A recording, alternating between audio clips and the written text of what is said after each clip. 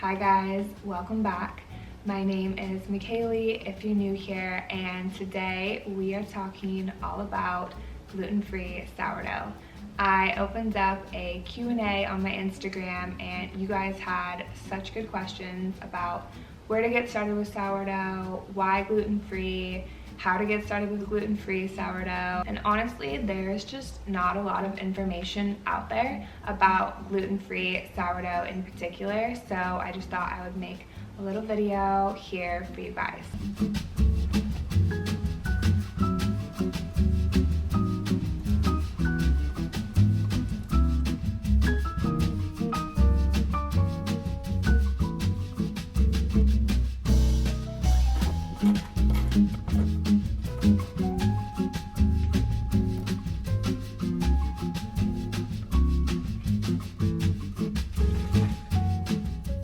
First question is how to get started with a gluten-free sourdough starter. What's the process like? So I followed Deanna. Her process over at Homestead and Chill is her website, which I will link below for you guys to go check out.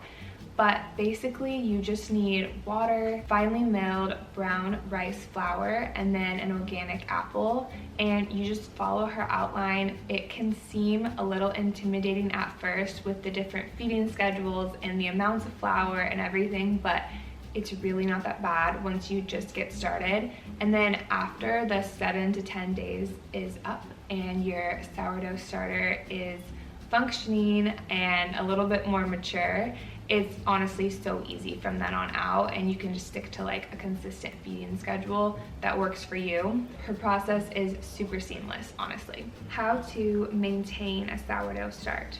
So once you get it going and it's a little bit more mature, you can either feed it daily or you can just put it in the fridge and feed it weekly. I put mine in the fridge and just feed it weekly because I typically make bread just once a week.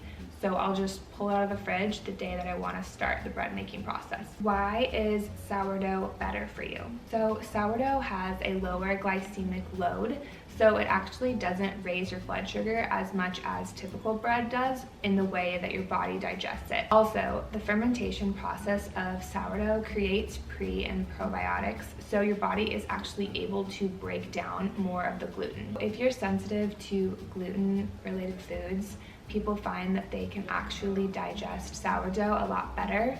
But even though sourdough bread does have a lot less gluten, it is not technically gluten-free because there still is amounts of gluten in the bread. So if that's something that you are really sensitive to, or you have celiac disease, you definitely want to stay clear of typical sourdough bread. But there are lots of other options, and this is kind of why I started to create my gluten-free sourdough start. Why gluten-free sourdough if sourdough has less gluten? The reason gluten is such an issue for so many people is the proteins in wheat are actually gut irritants. Regardless if you are sensitive to gluten or you don't really notice much when you have gluten, it provokes an inflammatory response in your gut cells and disturbs that natural immune barrier in the gut. And we all know now just how important our gut health is. We know that it's interconnected to our brain and affects our mood, to mental health, to inflammation, to our skin, and affects how you absorb the nutrients from the food that you eat. This is why I started experimenting with gluten-free sourdough. I could have sourdough, but I noticed some bloating, and I just thought, why not experiment with using other flours instead of typical white or wheat flour, and trying out brown rice flour or oat flour or even buckwheat flour, and seeing if the result could be like regular sourdough. Genuinely, it is so good, and it just feels really good also to know that I'm feeding my gut with these pre and probiotics, but I'm also not feeding it gluten, which in abundance can be harmful. What are some sourdough starter must-haves? I think when you're starting, you just want to keep it simple at first, and then you can kind of get more products over time as you start to continue on your sourdough journey. But when you're starting, I think it's really important to have some pretty large glass jars that are easy to scrape out of. So I love the Weck It jars, which I will also link below. They are just flat and they're like the perfect size for starting your sourdough. Also, having a digital scale is really important. A lot of bread recipes I've found call for grams, and it just helps you be really consistent with the right amounts that you're using. So I love my digital scale. Having a room thermometer is also really nice. It's hard to gauge just how warm your house is, especially in certain spots of the kitchen.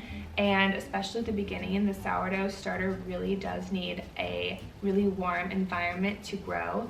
So getting a room thermometer really helped my sourdough, especially at the beginning when I felt like it didn't have a lot of life to it, and I just realized that honestly my kitchen was way too cold. Another must-have for starting gluten-free sourdough, finely milled brown rice flour.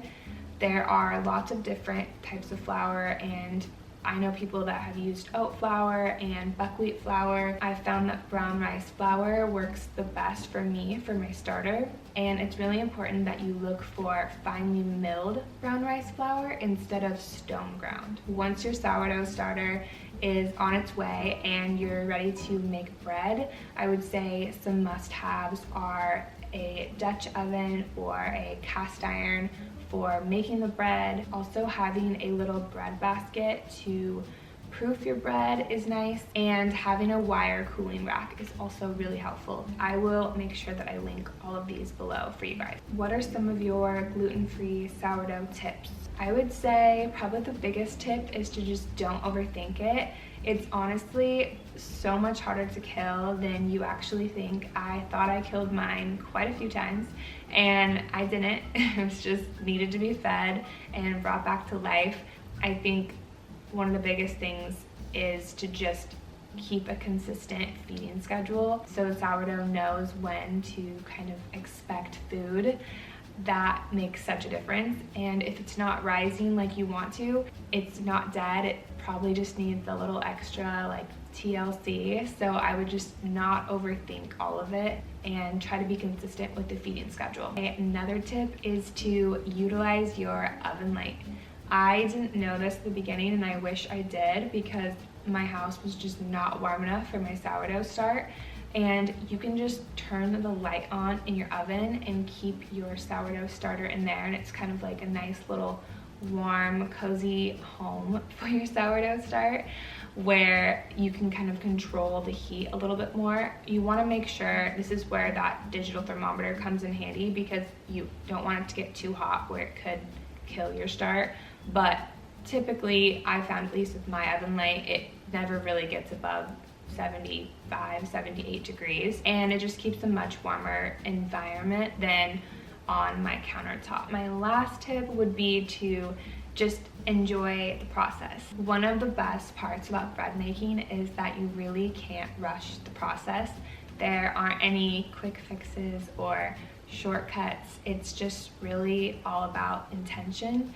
And in the world that we live in, like, there's just so often little intention put into the things we're doing. We're busy, we're trying to get from here to there, and we have busy schedules and lives. But bread making just really forces you to slow down. And honestly, once I've kind of gotten the hang of it a little bit more slowly over time, I've let go of perfection around it. I've actually found it to be really meditative. There's also just something really cool about creating something from hand you can share with loved ones, friends, family, community. It's just a really cool process when you put that intention behind it. And it also tastes amazing. Gluten-free sourdough is so good for you. I hope this was helpful in starting your sourdough journey or experimenting with gluten-free sourdough. Please let me know if you have any questions. Thanks so much for watching. I will see you guys soon.